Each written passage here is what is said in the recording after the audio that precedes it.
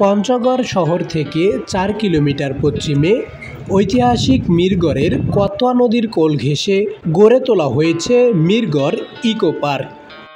২১ acre জমিতে গড়ে ওঠা ইকো পার্কে রয়েছে শিশু, বয়স্ক সহ সব বয়সের মানুষের বিনোদনের ব্যবস্থা। এটি জেলা প্রশাসনের নিজস্ব উদ্যোগে গড়ে ওঠা একটি পার্ক।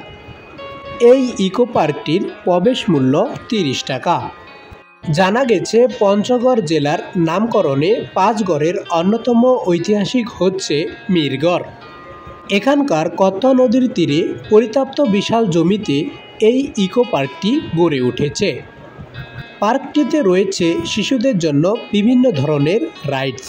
এই পার্কটিতে রয়েছে দৃষ্টিনন্দন ফুলের গাছ, কৃত্রিম লেক, সৌন্দর্য বর্ধিত গাছ, বড় বড় পানির ফোয়ারা। এছাড়াও ইকো ট্যুরিজমের বিশেষ আলাদা বসার ঘর, আধুনিক শৌচাগার ও চারপাশে ওয়াকিংওয়ে। এই পার্কটিতে দূর দূরান্ত থেকে অনেকে এখানে ঘুরতে চলে আসেন। মনোরম পরিবেশে অবস্থিত এই পার্কটি পঞ্চগড় শহর থেকে ৪ কিলোমিটার দূরে মিরগড়ের কতোয়া নদীর তীরে গড়ে উঠেছে এই ইকো পার্কটি।